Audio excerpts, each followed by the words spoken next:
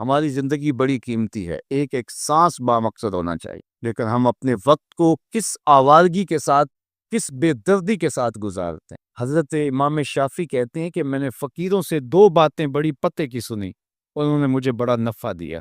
یہ بہت بڑے بزرگ ہونے کے باوجود، اتنے بڑے عالم اور فقیہ ہونے کے باوجود، یہ درویشوں کی صحبت میں جا کے بیٹھتے تھے۔ حضرت امام احمد بن حنبل کو کسی نے دیکھا کہ حضرت بشر حافی کے پیچھے دوڑ رہے ہیں، تو کسی نے کہا اتنے بڑے امام ہو اور اتنے بڑے فقیہ ہو، اس فقیر سے کیا ڈھونڈتے ہو، بشر حافی سے کیا تلاش کرتے ہو؟ حضرت امام احمد بن حنبل نے کہا کہ احمد بن حنبل جس رب کو مانتا ہے، بشر حافی اس رب کو جانتا بھی ہے۔ تو فقیروں کی باتیں بڑی پتے کی ہوتی ہیں، تو کہتے ہیں کہ فقیروں کی دو باتوں نے، امام شافعی بولے، کہ مجھے بڑا فائدہ دیا۔ ایک تو یہ، الوقت سیف قاطع، وقت کاٹ دینے والی تلوار ہے، اگر وقت کو تم کاٹو گے تو ٹھیک، ورنہ وقت تمہیں کاٹ دے گا۔ اب تمہاری مرضی ہے کہ وقت کے گھوڑے پہ تم سوار ہو کے اپنی مرضی سے وقت کو چلاؤ، یا پھر تم وقت کے رحم و کرم پہ ہو اور اس کی موجیں تمہیں جس سمت چاہے بہا لے جائیں۔ اب تمہارا اختیار ہے کہ تم اپنا وقت کیسے گزارتا۔ دوسری بات جس نے مجھے بڑا نفع دیا وہ یہ کہ اپنے آپ کو نیکی کے کاموں میں لگا دو، ورنہ نفس تمہیں برائی کے کاموں میں مشغول کرتے۔ اپنے ارد گرد تانا بانا ایسا بن لو، اپنے حالات ایسے بنا لو، اپنی دوستی ایسی وضع کر لو کہ تم نیکی کے ماحول میں رہو، ورنہ شیطان برائی کے اندر مبتلا کرنے میں دیر نہیں کرے گا اور نفس تمہیں جو ہے وہ شر میں مبتلا کر دے۔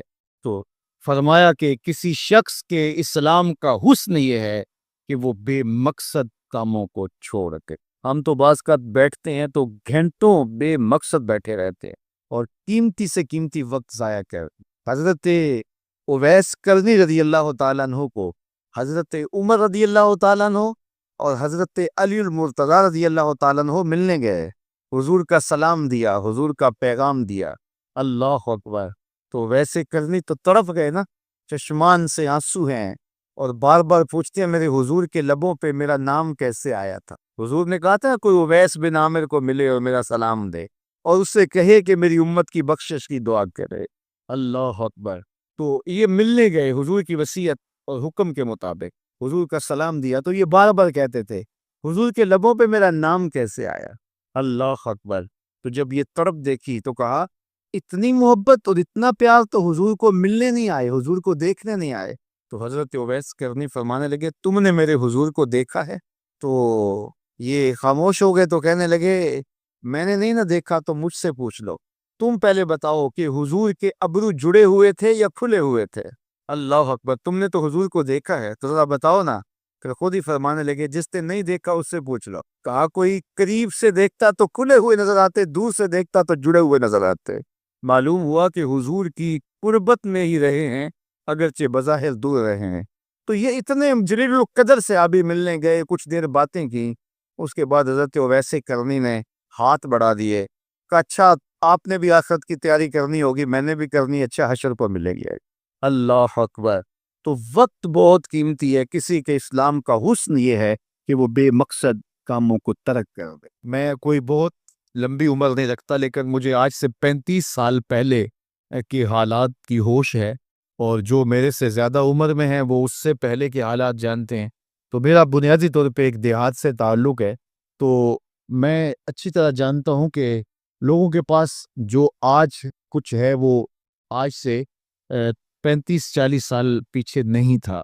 بالخصوص دیہاتوں کے اندر لوگوں کے پاس ایک یا دو جوڑے ہوتے تھے اور انہیں بار بار پہنتے تھے۔ کسی شادی یا بیاہ کے موقع پہ جانا ہوتا تو بعض اوقات کسی سے وہ لباس یا جوتے مانگ کے لے کے جاتے۔ مجھے اچھی طرح یاد ہے کہ اس زمانے میں لوگ اپنے کندھے پر ایک کپڑا رکھا کرتے تھے، اور شادی پر اگر کسی نے جانا ہوتا تو جس کا کپڑا بہت اچھا ہوتا تو اس سے وہ مانگ لیا کرتے تھے کہ میں نے ذرا شادی پہ جانا ہے۔ بڑے بھائی کے جوتے پہن لیا کرتے تھے، اور اسی طرح گزر ہوتا تھا۔ کبھی کوئی شکوہ زبان میں پیدا نہیں ہوا تھا، اور لوگوں کے شکستہ سے کچے گھر ہوتے تھے، اور گھر کے سین میں ایک درخت ہوتا تھا، دوپہر وہاں کاٹ لیتے تھے۔ اکثر لوگ دوپہر کا کھانا تیار نہیں کرتے ہوتے تھے، دودھ پی کر کے ہی گزارا کر لیتے تھے۔ صبح کو ناشتہ اور شام کو کھانا ہوتا تھا، لیکن اس کے باوجود اللہ کا شکر کیا کرتے تھے۔ یہ پچھلے دن میں گزرا تو دیکھا کہ بچے کھیل رہے ہیں اور غبارے پھوڑ رہے ہیں، اور جب غبارہ پھٹتا ہے نا تو بچے خوش ہوتے ہیں، کہہ لگاتے ہیں. پھر دوسرا غبارہ ہے، وہ اس سے کھیلنے لگ جاتے ہیں، اور پھر جب وہ پھٹتا تو پھر خوش ہوتے ہیں. تو میں ذرا رک گیا اور اس منظر کو دیکھنے لگا، اور پھر میں نے کہا کہ غبارہ پھٹتا ہے تو یہ بچے خوش ہوتے ہیں، لیکن جب ہمارا زمانہ ہوتا تھا، جب ہم بچے تھے تو غبارہ پھٹتا تھا، ہم رونے لگ جاتے تھے، چونکہ کھیل ہی ختم ہو جاتا تھا. ایک ہی غبارہ ہوتا تھا 5-6 بچوں کے پاس، اور غبارہ پھٹ گیا تو کھیل ختم، تو سارے رونے لگ جاتے تھے. اور اب یہ غبارے پہ غبارہ پھوڑ رہے ہیں اور خوش ہو رہے ہیں، تو کہاں سے کہاں ہم آ پہنچے. لیکن اس زمانے میں اگر کسی سے پوچھا جاتا، لوگ پیدل سفر کرتے اور لباس بھی پورے نہ ہوتے، تو جب کسی سے پوچھا جاتا کیا حال ہے تو وہ لمبا ہاتھ کر کہتا اللہ کا شکر ہے. اس کی باڈی لینگویج بتاتی تھی کہ وہ اس کا رواں رواں اللہ کا شکر ادا کرے. تو اس کا لہجہ بتاتا تھا، اس کا انداز بتاتا تھا کہ وہ اللہ کا شکر کس گہرائی قلب سے کر رہا ہے. تو وہ کہتا ہے اللہ کا شکر ہے. اور آج جب کہ اتنی نعمتیں لوگوں کو میسر ہیں، اتنا کچھ نصیب ہے، عالی نصب گھروں میں رہتے ہیں، لمبی لمبی گاڑیاں ہیں، سہولتیں ہیں، آسودگیاں ہیں، آسائشیں ہیں، مالی آسودگی ہے، رہائشی آسودگی ہے، کھانے پینے کے وافر سامان ہیں، ٹیبل پہ اتنے کھانے لگے ہوئے ہوتے ہیں کہ باری نہیں آتی کھانے کی، اور اس قدر لباس ہے کہ موسم گزر جاتا ہے اور بعض لباس بدلنے کی باری نہیں آتی. لیکن اس کے باوجود کسی سے پوچھے جناب کیا حال ہے، آسودہ حال شخص سے بھی پوچھیں تو وہ بھی بڑے آہستگی سے کہتا ہے بس چل ہی رہا ہے. تو وہ زمانہ تھا کہ جب لوگوں کے پاس کچھ تھا نہیں تو لمبا ہاتھ کر کے کہتے، تشکر کا لہجہ کتنا دل آویز تھا، اللہ کا شکر ہے. اور آج کہتے بس گزر ہو ہی رہی ہے، بس چل ہی رہا ہے. تو ناشکری بڑھتی چلی جا رہی، اتنا کچھ ہونے کے باوجود جو ہے وہ ان کا بھی چل ہی رہا ہے. تو کہا ان الانسان لربہ لکنوت، بے شک انسان اپنے رب کا ناشکر ہے. اتنی نعمتیں کھانے کے باوجود، اتنی دولتیں سمیٹنے کے باوجود، اتنی عزتیں پانے کے باوجود، اتنی آسائشیں حاصل کر چکنے کے باوجود، دولت کے اتنے انبار رکھنے کے باوجود، اس کی زبان بولتے ہوئے کتنے بخل سے کام لیتی ہے کہ بس گزر اوقات ہو ہی رہی ہے. او میاں تیرے رب نے تجھے اتنا کچھ دیا، یہ دولتیں، یہ دولتوں کے انبار، یہ آسودگیاں، یہ بہاریں، یہ سب کچھ نہ ہوتا، تجھے زندگی بخش دی تھی، اس کا ہی شکر تیرے اوپر واجب. اللہ اکبر. اللہ نے حضرت انسان کو یہ جو کچھ دیا ہے، کتنی چیزیں ہیں ہمیں پتہ بھی نہیں کہ وہ نعمت ہے، لیکن اللہ نے ہمیں عطا کی. دنیا کا ایک امیر ترین شخص تھا اوناسس، تو اس کے یہ آنکھوں کے جو پپوٹے تھے یہ کام کرنا چھوڑ گئے. ہمیں کبھی اس کا احساس بھی نہیں ہوا کہ یہ کوئی نعمت ہے. آٹومیٹک سسٹم میرے رب نے لگایا ہے، ادھر تنکا اڑا ادھر آنکھ بند ہو. لیکن اس کو مسئلہ کیا ہوا کہ یہ پٹھے اس کے ختم ہو گئے اور وہ اپنی مرضی سے آنکھیں نہیں بند کر سکتا تھا. ڈاکٹر سلوشن ٹیپ لگا کے آنکھیں کھول دیتا اور جب اس نے سونا ہوتا تو وہ بند کر دیتا. دنیا کے امیر ترین لوگوں میں سے ایک نام تھا. تو کسی نے اس سے پوچھا کہ تیری زندگی کی سب سے بڑی خواہش؟ اس نے کاش اپنی آنکھیں اپنی مرضی سے کھول سکتا. کاش اس کے لیے تجھے کوئی قیمت لگانی پڑے تو کتنے پیسے لگا سکتا ہے؟ کاش ساری دولت لگ جائے، کاش میں اپنی آنکھیں اپنی مرضی سے کھول سکتا. مجھے یہ بتائیے کہ حضرت انسان کو کیا کچھ نہیں اللہ نے دیا.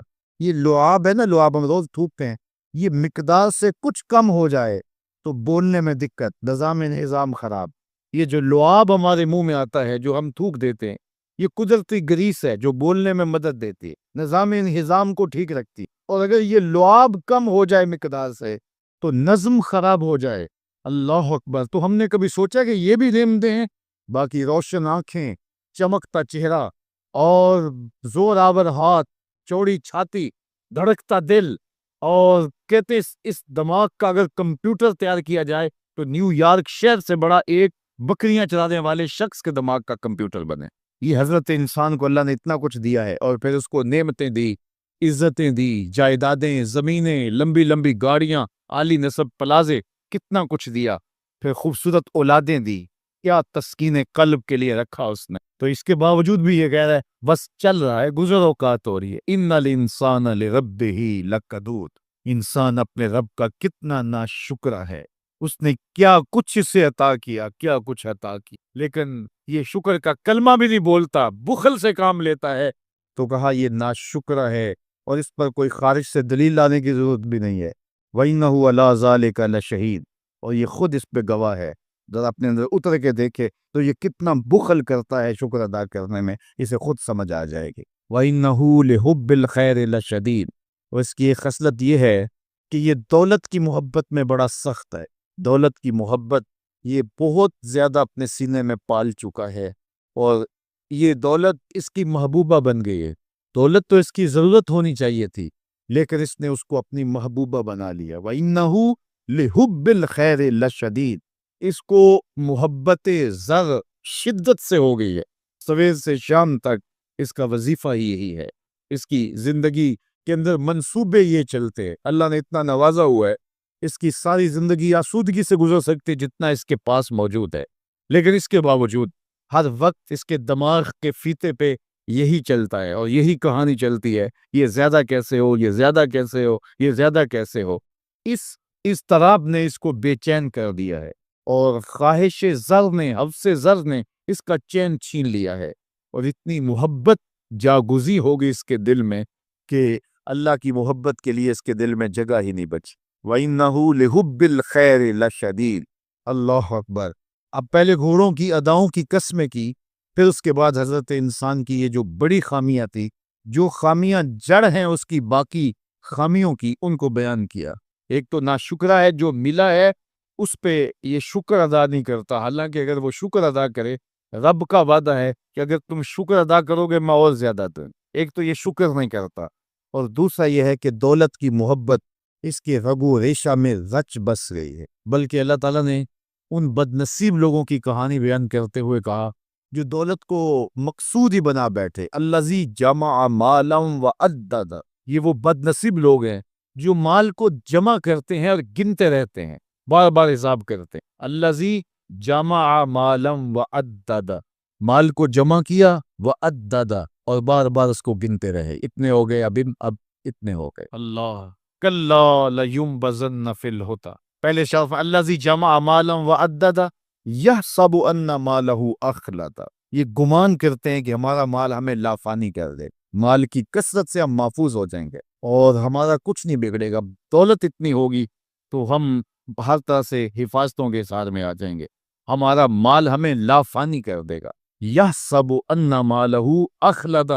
اللہ تعالیٰ نے فرمایا کلا، ایسا ہرگز نہیں ہے. یہ تمہاری بھول ہے کہ مال تمہیں لافانی کر دے گا، مال تمہیں مرنے نہیں دے گا، مال تمہیں محفوظ کر لے گا. کلا، ایسا ہرگز نہیں ہے. بلکہ کیا ہے؟ لَيُنبَذَنَّ فِي الْحُطَمَةِ، ہم تمہیں پکڑ کے آگ میں ڈال دیں. لَيُنبَذَنَّ کے لفظ پہ اگر غور کیا جائے، وہ عربی میں جب ان کا جوتا پرانا ہو جاتا تو پرانا جوتا جب پہننے کے بھی قابل نہ رہتا تو اس کو اتار کے ایسے حقارت سے پہنتے، اور اس کے لیے لفظ استعمال کرتے نبذت النال، میں نے جوتا پھینک دیا.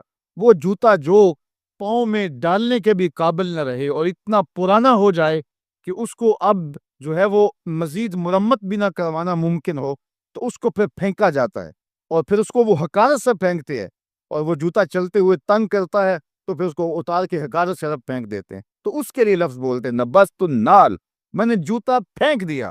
حقارت سے پھینکنے کو نبض کہتے ہیں. اور یہی لفظ اللہ تعالیٰ جل شانہ نے فرمایا کلا لینبذن فی الحطمہ. اے اہل عرب، جس طرح تم جوتا پرانا حقارت سے پھینکتے ہو، ہم حقارت سے تمہیں آگ میں ڈال دیں. کلا لینبذن فی الحطمہ. یہ ان مالداروں کی کہانی ہے جنہوں نے مال کو اپنا معبود بنا لیا، مال کو اپنا مقصود بنا لیا. مال مال مال، ہر قدر پامال کر دی، ہر قدر کی قربانی دے دی مال کے بدلے، اور مال ہی ان کا مقصود بن گیا. اور یہ سمجھے کہ یہ مال جو ہے وہ ان کو لافانی کر دے گا، ان کو مرنے نہیں دے گا، ان کے لیے حفاظتی حصار بن جائے گا. کلا لینبذن فی الحطمہ وما ادراک ما الحطمہ. اللہ فرماتا ہے جانتے ہو جس حطمہ میں، جس آگ میں تمہیں ڈالا جائے گا، وہ آگ کیا ہے؟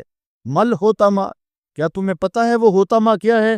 پھر خود فرمایا نار اللہ الموقدۃ التی تطلع علی الافئدہ. یہ اللہ کی جلائی ہوئی آگ ہے جو دل کھا جائے گی، جو کلیجے چاٹ جائے گی. تو حب زر، یہ حب دولت اور حب دنیا، یہ تمام برائیوں کی جڑ ہے. تو اس لیے اپنے اندر سے محبت زر کو نکالنے کی کوشش کیجئے